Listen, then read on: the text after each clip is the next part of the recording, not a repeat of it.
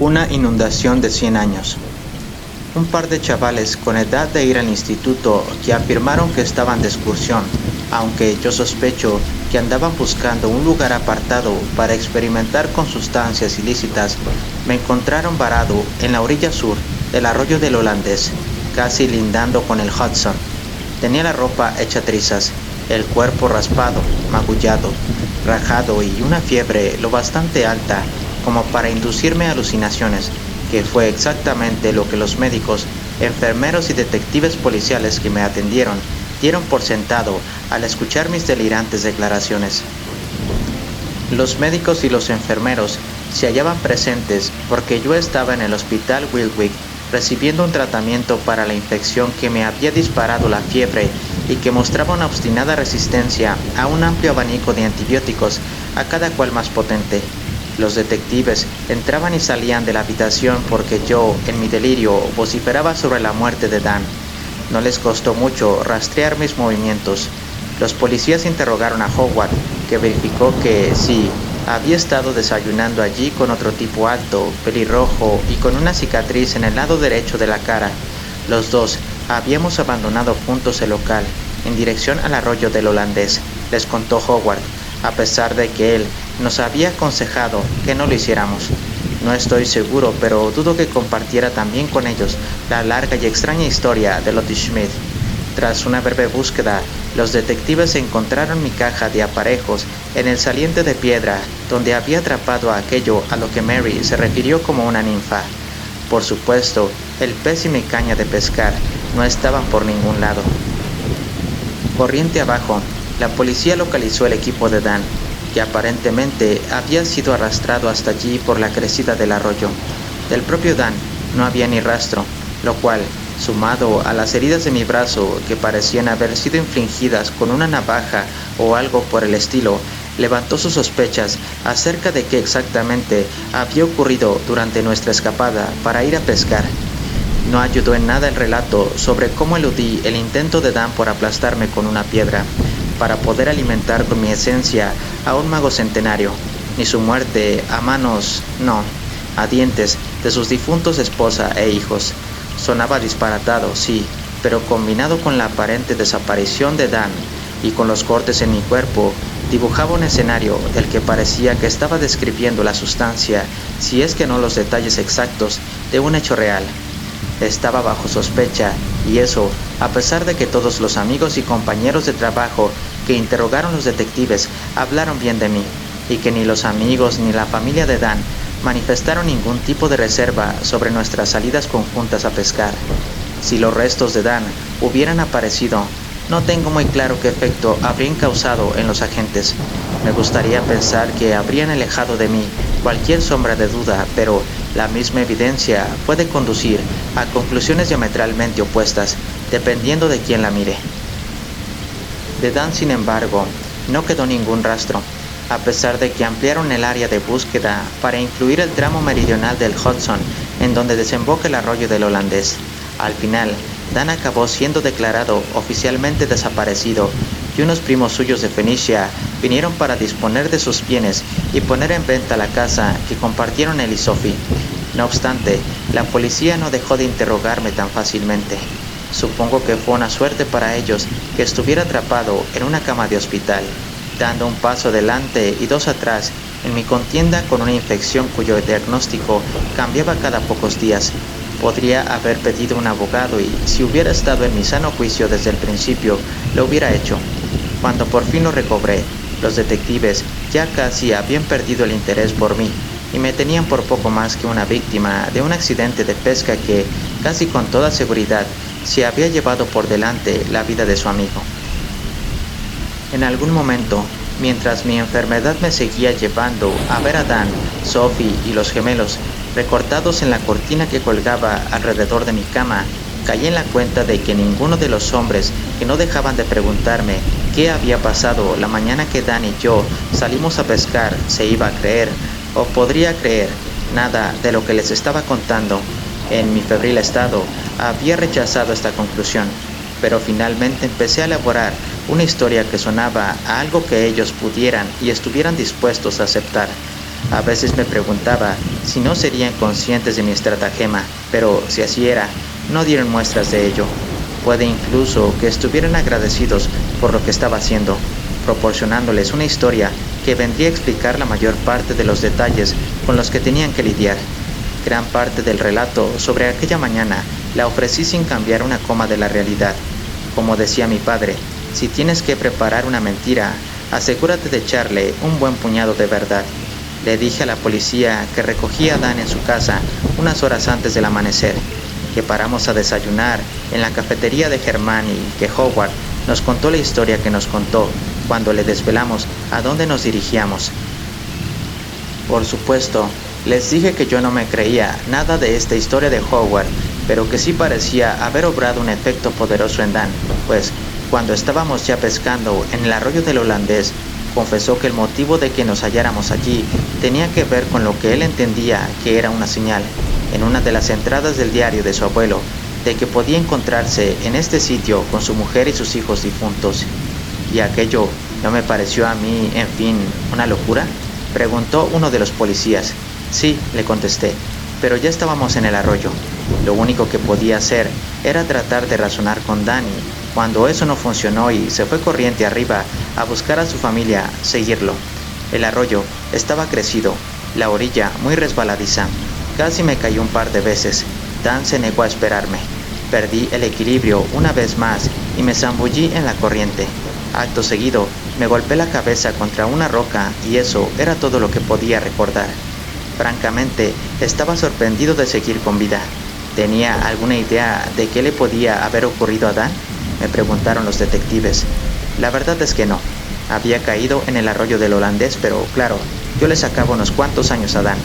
Lo único que podía decir era que la última vez que lo vi, iba caminando corriente arriba. Por muy útil que me fuera, ningún detective parecía especialmente contento con mi versión de los hechos, ya fuera porque se diesen cuenta que me estaba dejando algo en el tintero, o bien porque su experiencia los había llevado a sospechar de cualquiera, no lo sé. ¿Cómo explicaba los cortes en el brazo?, querían saber. No podía, les dije. Estaba dentro del agua, con todo tipo de detritus. ¿Quién sabría con qué me había encontrado? Me preguntaron qué le había pasado a mi caña de pescar. Les respondí que ojalá lo supiera. Esa caña me iba muy bien. Los detectives no se creerían la de peces que había atrapado con ella. Suponía que se la habría llevado la corriente, o tal vez algún colega pescador con buen ojo para distinguir lo que valía y pocos escrúpulos. Los dos hicieron todo lo posible para determinar cómo me había sentido con respecto a Dan, es decir, si había sentido las ganas de asesinarlo, pero contra eso podía replicar sin disimulo que Dan había sido el mejor amigo que jamás había tenido, por lo que la perspectiva de no volver a verlo me nublaba de dolor. Y lo cierto es que durante mucho tiempo lloré la ausencia de Dan. Me restablecí de todos los golpes y cortes que me hice. La costilla que me había partido al fin soldó, y mi sistema inmunológico superó la infección lo bastante como para que me dieran el alta del hospital. Mientras me seguía recuperando en casa, el gerente de la empresa vino a hacerme una visita, aunque su propósito tenía más que ver con el trabajo que con la educación. Técnicamente, se suponía que tenía que haber decidido ya si quería tomarme la jubilación anticipada y la indemnización que ofrecía la compañía, a cambio o, por el contrario, prefería quedarme allí con el riesgo implícito de que me despidieran. Debido a mi accidente, mi jefe había convencido al suyo y a los que estaban por encima de este para que me concedieran una moratoria. No me lo dijo, pero yo albergaba pocas dudas de que, si no me decidía a dejar el trabajo por propia voluntad, me acabarían mostrando dónde estaba la puerta. ¿Qué cosas? Con todo lo que había pasado, lo normal es que aquello, en comparación, me pareciese de poca importancia. Sin embargo, me enfureció, hasta el punto de que me levanté de la mesa de la cocina, le dije a ese tipo joven que me excusara y salí al porche de mi casa. Diré a favor del gerente que me dejó salir. Dándole vueltas a la cabeza, empecé a rodear el bungalow en el que Mary y yo habíamos puesto todas nuestras ilusiones de construir un hogar. No creo que mis sentimientos difirieran mucho de los miles de personas que han pasado por eso. Esto no está bien. Le he entregado años, décadas de mi vida a la empresa. He puesto de mi parte para contribuir a que se haya sentado con éxito durante tanto tiempo. Me he llegado a sentir genuinamente orgulloso de formar parte de su equipo. Joder, si no hubiera sido por el trabajo, no habría conocido a mi mujer. Esto no es nada justo. Todo lo cual era cierto, por lo que a mí respecta, pero nada de ello suponía la más mínima diferencia. Coqueté con la idea de decirle a mi jefe que estaba dispuesto a asumir el riesgo, aunque sabía que no iba a tener ninguna posibilidad. Tampoco tenía mucho sentido permanecer más tiempo fuera de la casa. Antes de que me fuera a arrepentir, volví adentro, le di las gracias al gerente por su paciencia y le comuniqué que había decidido aceptar la oferta. Él pareció respirar aliviado.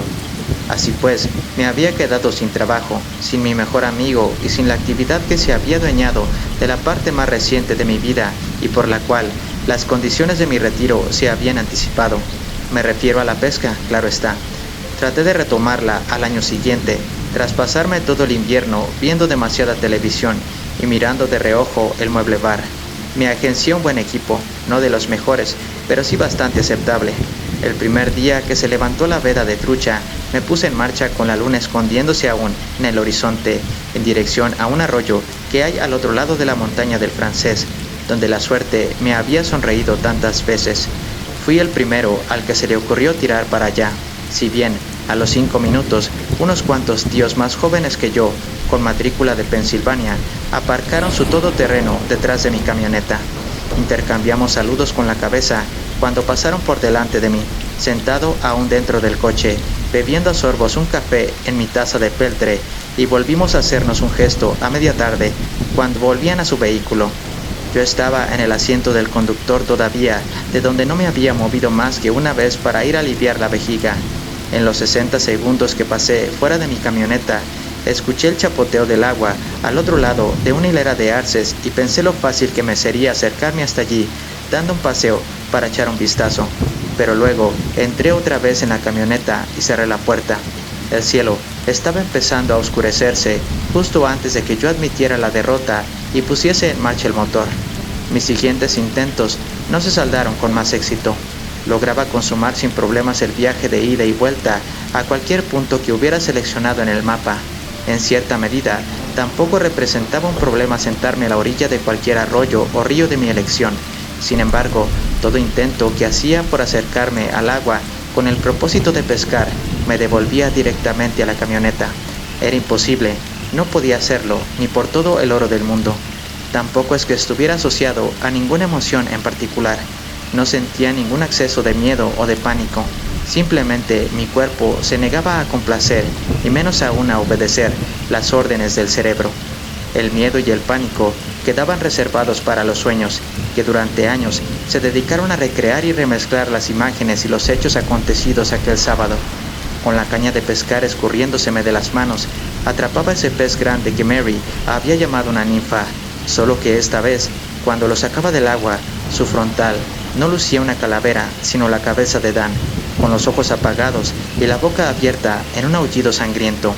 En medio de los árboles colgaba un semáforo y Mary levitaba por el bosque, con la piel despellejada en cintas y serpentinas y el cabello ciñéndole la cabeza como una planta acuática. Dan, con el rostro transido de ira, levantaba una roca que, gracias a un efecto óptico, resultaba que era también la roca a la que estaba atado el pescador, y la estampaba contra mi cabeza. El vasto ojo de la pieza que tenía capturada el pescador se abría, derramando agua negra por una enorme grieta en su pupila y provocando una inundación. Si me dormía durante el día, cuando aún había luz, me percataba de que los sueños no eran tan malos, de modo que me pasaba casi toda la noche zapeando en el televisor y hojeando los libros que había sacado de la biblioteca para tratar de mantenerme despierto, hasta que por el este se empezaba a anunciar la salida del sol.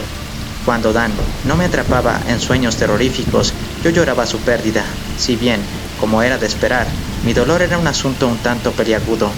Quise creerme que entendía aquella desesperación que lo había conducido al arroyo del holandés y, de allí, al pescador, y a cualquiera que fuese el trato exacto que hubiera hecho con tal ser.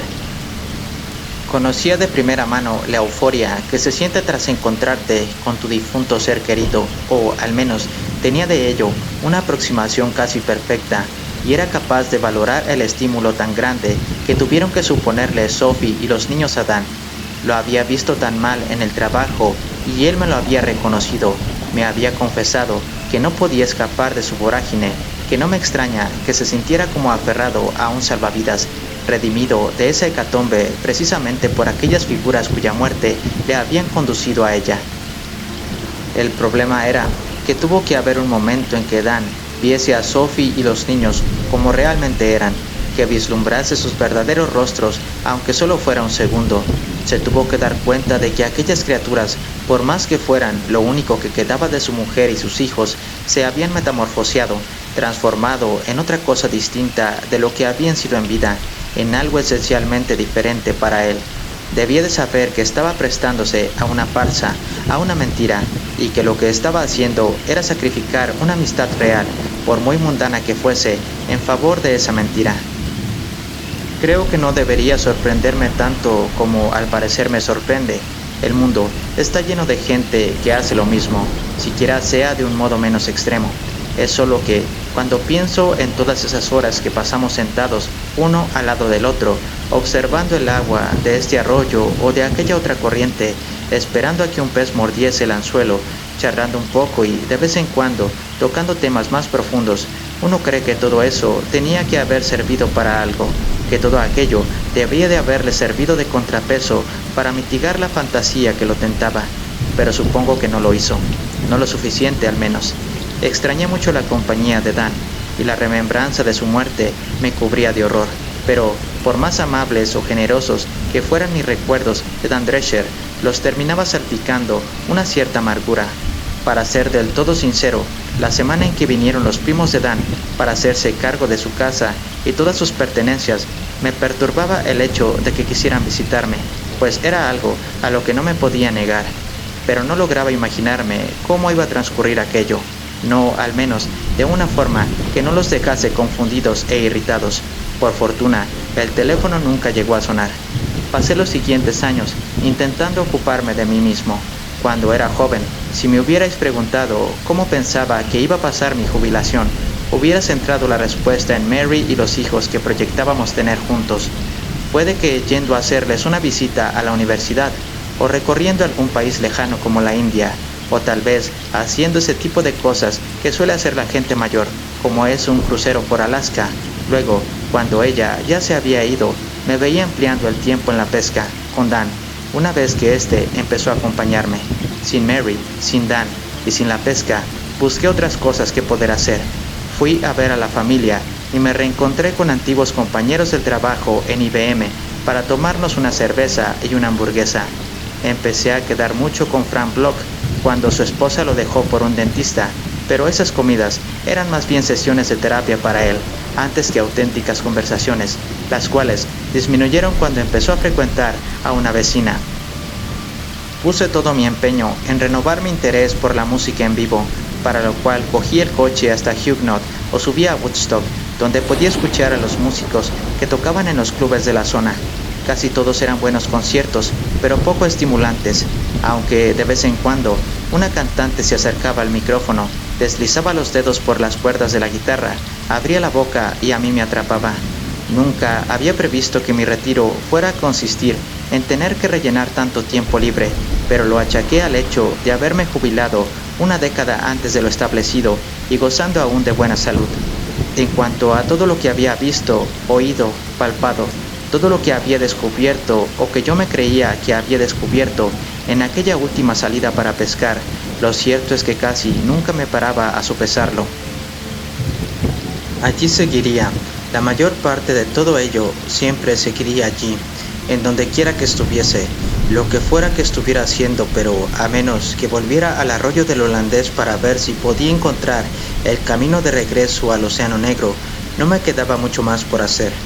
De vez en cuando investigaba alguna cosa, abría la Biblia y releía pasajes del Génesis o del libro de Job, revisaba libros de mitología comparada que había sacado de la biblioteca, pero nada de eso añadía algo a lo que había visto con mis propios ojos. Cuando Internet se convirtió en una herramienta de uso masivo, navegué por la red para intentar hallar una explicación a lo que había vivido. Sin embargo, el único sitio que se antojaba que pudiera serme de utilidad se colgaba cada vez que trataba de consultarlo. El problema era que mi deseo de saber no excedía a mi deseo de dejar que los fantasmas que tenía amodorrados siguieran disfrutando de su sueño. Si hubiera albergado alguna esperanza acerca de que la información que andaba buscando fuera a tener una utilidad práctica, como aliviarme las pesadillas, puede que mis sentimientos hubieran sido diferentes, pero era difícil concebir que todo aquello que había vivido pudiera redimirse en algo que a mí me sirviera de aprendizaje, de suerte que, al final, dejé encalladas mis pesquisas en el punto en el que andaban. Algo similar, una especie de proceso paralelo, me llevó a volver a pescar. Hará unos 3 años que una familia joven se mudó a la casa contigua. Papá, mamá y 2 niñas, una de 15 y la otra de 10, quien es todo un amante de la naturaleza. Un par de días después de que se instalaran, vi cómo la pequeña Sadie salía del patio trasero de su casa dando golpecitos en el suelo, con una caña de pescar en una mano y una caja de aparejos en la otra. A 500 metros más o menos, a la espalda de nuestras casas, hay un pequeño arroyo que baja de la montaña del Francés y va serpenteando hasta el río Sparky. Supuse que ese era el destino de Sadie y, aunque no me parecía lo más inteligente del mundo que una niña de su edad se adentrara sola en el bosque, menos aún me lo parecía que su vecino mayor saliera corriendo detrás de ella. Tenía un par de prismáticos que utilizaba Mary para observar las aves guardados en un armario del pasillo. Los saqué del estuche y los empleé para espiar discretamente lo que hacía Sadie en las 2 horas que pasó en el arroyo. A la noche, me aseguré de sacar la basura a la calle justo cuando Oliver, el padre de Sadie, estaba tirando la suya. Ya me había presentado a la familia y me había ofrecido echarles una mano en lo que hiciera falta. Saludé a Oliver y le pregunté cómo llevaban el aterrizaje. Muy bien, respondió, lo que me dio pie a comentarle que me había parecido ver a una de sus hijas con una caña de pescar. Se rió y dijo que sí, que debía ser Sadie, de camino al arroyo que había detrás de la casa. Vaya, ¿usted también pesca?, pregunté yo. No tanto como acostumbraba a hacerlo, me aclaró Oliver, pero Sadie lo hacía por los dos. Su pequeña era una fanática de la pesca. ¿De verdad?, exclamé. Yo también salgo a pescar de vez en cuando. Si él o su hija querían saber cualquier cosa de lo que se podía atrapar en la zona, estaría encantado de compartir con ellos todos mis conocimientos al respecto. Oliver me dio las gracias, aunque con una reserva que dejaba entrever que tal vez me había pasado de servicial. Sin embargo, al día siguiente, alguien tocó a mi puerta y, cuando la abrí, me encontré al otro lado a Sadie con Rona, su madre. Esta última me traía un plato de galletas de chocolate recién sacadas del horno. No quería molestarme, dijo, pero el padre de Sadie le había contado que yo conocía a los entresijos de la pesca en esa zona y, desde entonces, su hija no había dejado de insistir en venir a hablar conmigo. Me habría llamado por teléfono, pero aún no les habían instalado la línea y, de todos modos, tampoco tenía mi número. Esperaba poder sobornarme con las galletas a cambio de que respondiera un par de preguntas de su hija. Sí, y además quieres echarle un vistazo al viejo que vive solo en la casa de al lado, pensé, pero no dije nada. No me molestó la manera prudente de obrar de Rona, que me pareció completamente razonable. Tras disculparme por el desorden de la casa, que no estaba desordenada, abrí la puerta y las invité a pasar. Su padre no bromeaba cuando me habló de la pasión que sentía Sadie por la pesca. Durante toda la hora que siguió, no dejó de ir alternando una serie de preguntas detalladas sobre qué tipo de peces había atrapado yo en esas aguas, con unas cuantas historias que tenían como protagonistas sus hazañas con la caña y el carrete en su antigua residencia en Missouri.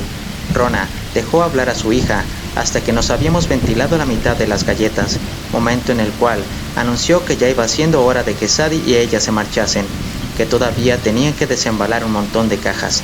Sadie protestó, pero yo le dije que hiciera caso a su madre. No me iba a ir a ningún lado. Podríamos seguir hablando más adelante, una vez que la familia se hubiera sentado por completo. Dentro de lo que cabe, fue una grata visita. Me sorprendió lo mucho que disfruté de nuestra conversación. En aquel intercambio de anécdotas acerca de cómo y dónde habíamos logrado nuestros trofeos de pesca, Parecía que hubiera encontrado mi camino de regreso a esa parte de mi vida que había estado ausente desde aquel sábado remoto. El camino de regreso a hablar de ello, al menos. No sé si esto va a sonar raro, pero casi fue como lo que me sucedió tras la muerte de Mary. Durante mucho tiempo, hablar de ella, pensar en ella, era un ejercicio de masoquismo, porque no era capaz de separar a mi esposa del hecho de que estuviese muerta. Luego, poco a poco, fui aprendiendo a hacerlo. Mi memoria fue aflojando el control que ejercía sobre la muerte de Mary, aunque, más bien, se diría que era su propia muerte la que lo aflojaba. El caudal de experiencias que había conformado el tiempo que pasamos juntos empezó a asomar como algo más que una invitación al dolor. Con la boca aún llena por el bocado gigante que le había dado a una de las galletas de su madre, Sadie me preguntó qué tipo de bagre nadaba por estas aguas. Se había propuesto pescar uno en cada estado de la Unión, y ahora que vivía en el de Nueva York, tenía claro que debía empezar a averiguar cómo era aquí la población de bagres. Bueno, le dije, mi pez es la trucha, pero también es verdad que había rendido buena cuenta de bagres cabeza de toro e incluso de algún siluro en el Rondout y el Sparky. Y eso fue todo. Ahí lo dejé. Acababa de echarme una carrera por el hielo sin tener nada claro si iba a soportar mi peso y aguantó. Si ya me había cogido por sorpresa lo poco que me costaba volver a hablar de pesca, aún me quedé más atónito cuando descubrí con qué facilidad retomaba la conversación. No vi a Sadie ni a nadie del resto de la familia al día siguiente, ni al otro, ni al siguiente del otro, que era viernes. No es que tuviera la expectativa de ver a ninguno, no específicamente, pero sí creo que me picaba la curiosidad por saber qué resultado, si es que tenía alguno, había desencadenado la visita. Tras hacerlo una vez, descubrí que quería volver a hablar de pesca. Cuando el sábado por la mañana sonó el timbre, lo confieso, el pulso se me aceleró ante la perspectiva de poder charlar otra vez con Sadie y Rona. Por el contrario, quien aguardaba al otro lado de la puerta era Oliver, con sus vaqueros y su sudadera de fin de semana.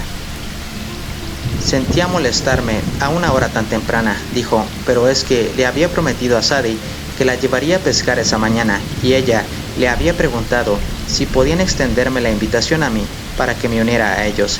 Ya le había advertido que era muy posible que yo ya hubiera hecho mis planes, de modo que no había ningún problema si declinaba esa oferta de última hora. Estoy convencido de que se sorprendió por la rapidez con que dije, claro, me encantaría acompañaros. Yo sí que estaba sorprendido, pero también algo atolondrado. El equipo que me había comprado para mi último intento estaba guardado en el armario de la habitación de invitados y, aparte de un poco de polvo, se hallaba en perfectas condiciones, como lo había estado 7 años atrás. Mi ropa de fin de semana no era muy diferente a la que llevaba el resto de días: pantalones vaqueros, camisa de franela y botas de montaña. Lo único que me hacía falta era un sombrero que reemplazase la gorra de los Yankees que había causado baja en la última salida.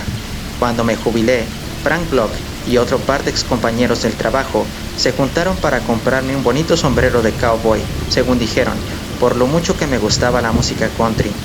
Era una cosa ridícula, del color de la pasta de dientes, uno de esos sombreros que bien podrían haber lucido en la cabeza John Wayne en uno de sus primeros westerns. Como no tenía otra cosa a mano, lo agarré. Oliver se aguantó como pudo las ganas de reírse cuando lo vio, pero Sadie proclamó que era genial. Para esa primera escapada juntos, propuse que fuéramos al mismo enclave del Sparkill, donde había terminado yendo cuando empecé a pescar. Mis razones eran más prácticas que sentimentales. Ese tramo del río está justo aguas abajo de la planta de tratamiento de residuos que hay en Huguenot y, según mi experiencia, allí podríamos atrapar ese bagre que Sadie tenía entre ceja y ceja. Le advertí que tuviera cuidado a la hora de tirar la caña con esos árboles cuyas extremidades se adentraban en el agua, pero ella ya había reparado en ellos y los estaba esquivando muy bien, a diferencia de su padre, que dilapidó 3 anzuelos y unos cuantos metros de sedal en aquellas ramas. Dediqué buena parte de mi tiempo a ayudarlo a desenredar la línea de pesca de los árboles y también a echarle un ojo a Sadie, quien, mientras estábamos ya recogiendo las cosas, atrapó un cabeza de toro de buen tamaño que yo le recogí y, con las prisas, casi me caigo al agua marrón. No estaba ansioso por agarrar la caña, pero hubo un par de veces cuando Sadie y Oliver andaban atareados vigilando sus sedales, que me sentí como un intruso ahí parado observándolos. Aunque era consciente de la cantidad de años que habían pasado desde la última vez que lancé un cebo, la caña se sentía bastante cómoda en mi mano. Antes de pensarlo 2 veces, hice el juego de muñeca. Si bien acometí un tiro corto, donde el agua no era demasiado profunda, no hice mucho más que mirar a mi anzuelo, pero no me importó. Y así, resulta que estaba otra vez pescando. Durante los 2 años que siguieron a eso, cada vez que Sadie y Oliver salían a llenar la cesta de pescados, me llevaban con ellos. Solía ser sobre todo los fines de semana, a lo largo de 2 o 3 horas seguidas, que nunca eran suficientes para Sadie. Me pasé la mayor parte de esas escapadas charlando con Oliver, tanto como mi sedal dentro del agua. Por muy rocambolesco que parezca, él también trabajaba en IBM y dedicamos unas cuantas horas a comparar cómo era la empresa cuando yo la conocí y en qué se había convertido ahora. Hice lo que pude por ampliar sus horizontes musicales, tocándoles canciones de Hank Williams y de Johnny Cash, pero sus gustos siguieron siendo tristemente limitados. A los 2 segundos, Sadie decía que a ella no le gustaba esa música de paletos. Oliver confesó que su padre solía escuchar a esa gente. Cuando me juntaba con él y Sadie, lanzaba mi anzuelo muy cerca de la orilla. En más de una ocasión, Sadie me reprochó por ello. «Tienes que lanzar más lejos», decía. «Allí es donde están los peces gordos». «Si atrapo todos los grandes», reponía yo, «¿qué os voy a dejar a vosotros?». El resoplido que soltaba daba fe de cuál era su opinión sobre esta última posibilidad. Por lo demás, el siglo XX desembocaba en el siglo XXI. Un milenio confluía en otro. Me mantuve al corriente de las noticias. En la escena internacional, los actores seguían representando el sangriento melodrama del genocidio, de Bosnia a Ruanda, pasando por Kosovo. De puertas para adentro, la burbuja de las .com fue el telón de fondo de la furia loca que desató el atentado de Oklahoma y la farsa del asunto de Mónica Lewinsky. Aguardé con expectación el paso del año 1999 al 2000, razonablemente convencido de lo que decía Oliver cuando le quitaba hierro a las amenazas del efecto 2000. 11 meses después, la debacle en las elecciones presidenciales de ese año acaparó todas las portadas y yo no pude dejar de pensar que el 2000 se despedía con más sollozo que explosión. Al otoño siguiente cambiaron las tornas. La nueva década enseñaba su verdadero rostro de fuego y ruina con la destrucción de las Torres Gemelas, el ataque al Pentágono y el accidente provocado en el vuelo 93 de United Airlines. Sadie tenía 12 años, lo bastante mayor como para que fuera imposible protegerla de los horrores de aquella mañana. Su madre daba clases de historia en un instituto de Huguenot para alumnos de 9º grado, así que pensé que tendría alguna idea de cómo explicarle la geopolítica que subyacía a los atentados. El porqué del asunto era algo un poco más complicado. Sadie me preguntó por ello el sábado siguiente, cuando íbamos de camino al arroyo que teníamos detrás de nuestras casas. Según Sadie, su madre le había dicho que los terroristas creían que estaban haciendo el trabajo de Dios y que así se iban a ganar un lugar en el cielo. Su padre simplemente decía que eran malos, diabólicos. Ella lo único que podía decir es que tenían que estar locos. ¿Y yo?, me preguntó. ¿Qué pensaba yo al respecto? Yo qué sé, le dije. No tenía claro si lo había entendido todo bien como para pronunciarme con ninguna autoridad sobre el asunto. Sin embargo, por lo que sabía hasta ese momento, lo mejor que podía decir es que si los hombres que perpetraron aquella carnicería lo habían hecho con un propósito mayor, entonces era porque el fin había quedado irremediablemente contaminado por los medios. Casi me esperaba que Sadie me preguntara qué significaba eso, pero no lo hizo. Los años que siguieron a los ataques, que parecían hacerse eco de su violencia y amplificarla, estuvieron marcados por los cambios en el clima. La propia atmósfera parecía estar sujeta a más turbulencias, más propensa a las tormentas que arrojaban cantidades ingentes de agua de forma regular, provocando que el arroyo de nuestro vecindario aumentara su capacidad y se desbordase sobre sus márgenes. Podría ser que el mal tiempo formara parte de un ciclo mayor. Si ese era el caso, aquello supondría que habíamos entrado en la siguiente fase, porque cada pocos meses los arroyos y ríos de nuestra área geográfica se inundaban.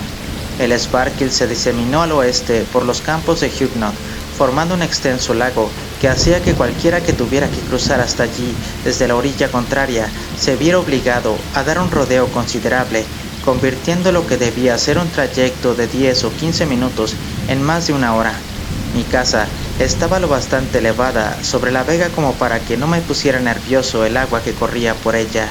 La principal amenaza para mí provenía de mi pequeño arroyo, que a veces cruzaba los terrenos que lo separaban de mi hogar y me rodeaba con sus buenos 15 centímetros de agua.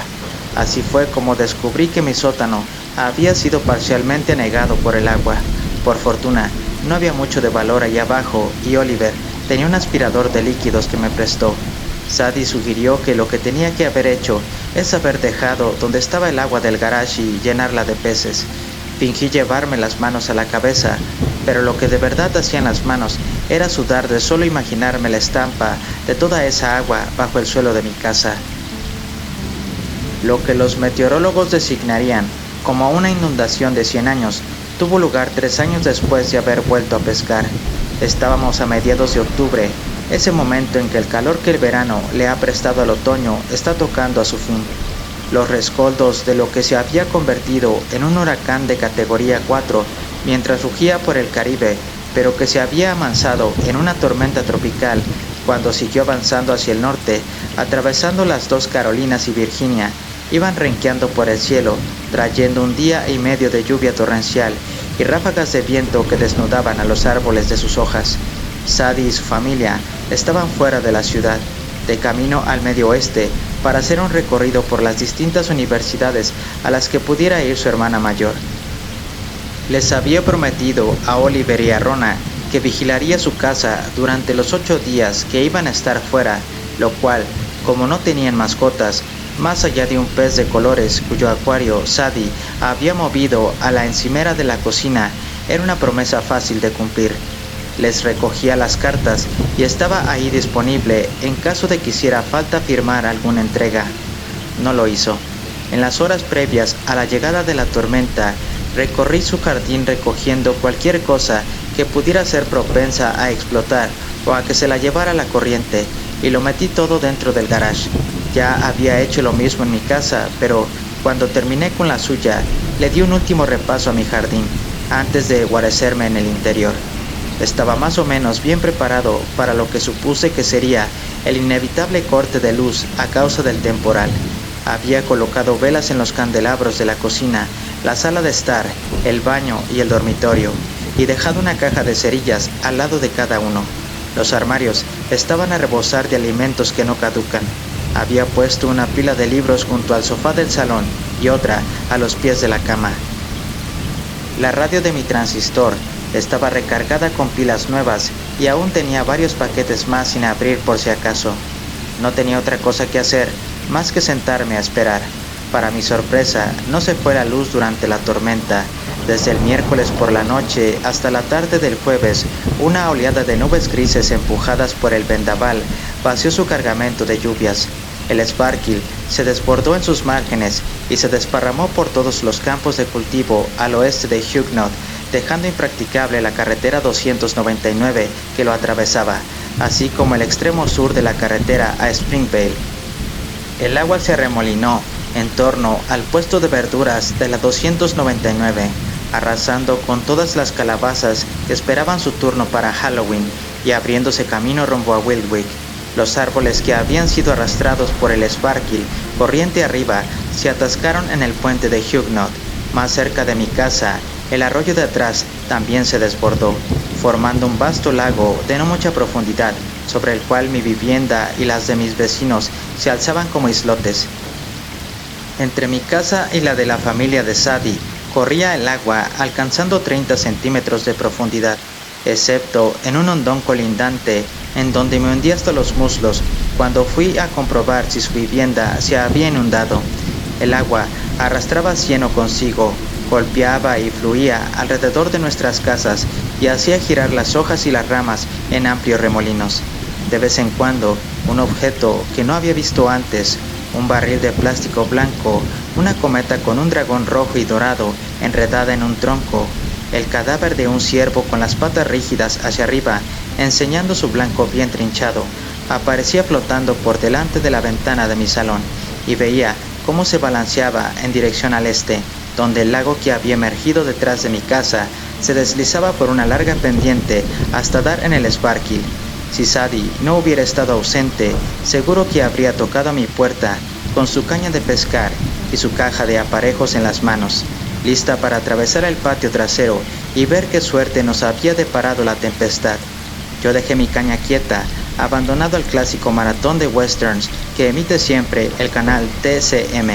Vi como John Wayne, Jimmy Stewart y Gary Cooper impartían justicia en una tierra árida, e hice todo lo que pude por apartar los pensamientos de aquello que pudiera estar surcando las aguas al otro lado de la puerta. He de reconocer que, una vez que fue remitiendo la lluvia y el viento amainó y salió el sol y mis luces seguían encendidas y el televisor seguía emitiendo su programación, respiré aliviado.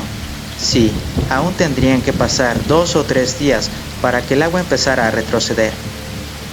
De hecho, las previsiones eran que iba a subir a más altura en un primer momento, a medida que los desbordamientos se fueran abriendo paso corriente arriba hasta aquí, pero no tenía otro sitio mejor a donde ir y, mientras tuviera electricidad, podría sobrellevar con comodidad mi aislamiento pasajero.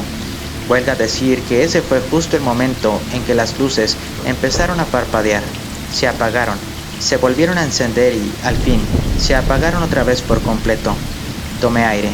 Por lo menos, me quedaba aún suficiente luz natural para atravesar la casa e ir prendiendo las velas, y también, al menos tenía mi radio y la emisora de la universidad estaba echando un concierto de bluegrass. Era el ocaso, me dije, lo que hacía que el agua que rodeaba la casa pareciera oscura, en algunas partes negra incluso. Para matar el rato, empecé a prepararme la cena.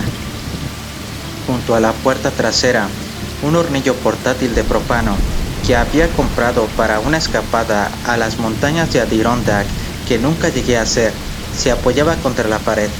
Lo saqué al patio de atrás y lo abrí junto a la mesa de picnic. Corría un aire tropical esa noche. Le enganché la lata de gasolina que había cogido un par de días antes. Giré las válvulas, presioné el botón de encendido y fui recompensado por una nube de llamas azules alrededor del aro del quemador.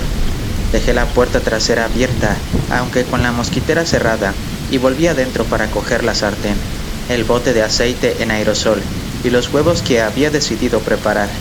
La sartén seguía en el mismo fuego donde la había dejado. La levanté y la deposité sobre la mesa de la cocina. Abrí la nevera lo justo para sacar 4 huevos de la puerta y cerrarla al momento. Puse los huevos en la sartén.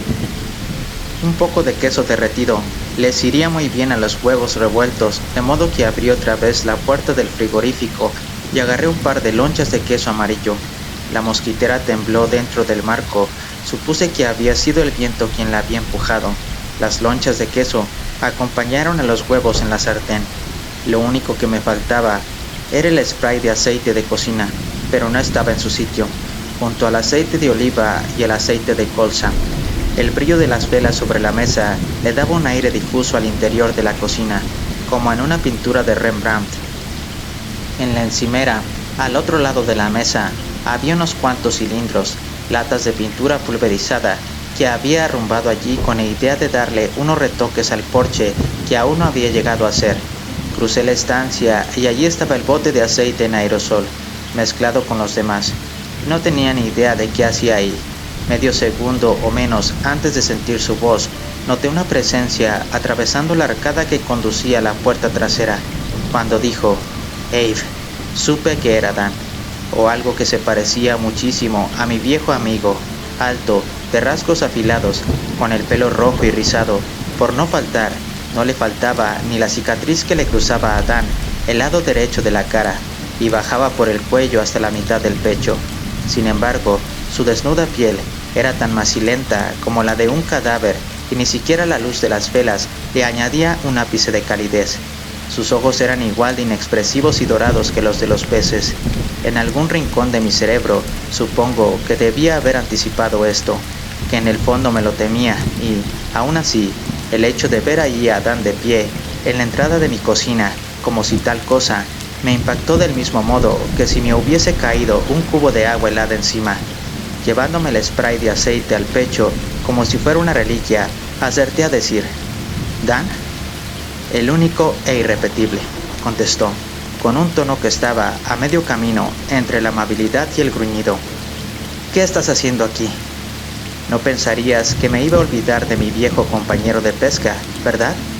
Mi viejo camarada», añadió enseñando los dientes, que de repente parecían afilados como los de una barracuda, cuando pronunció la última da de camarada. «Dan», dije yo. «Ah, no te preocupes, Abe, sin resentimientos», dijo él. Al principio sí los tenía. Tenía un montón de resentimiento, te lo tengo que decir.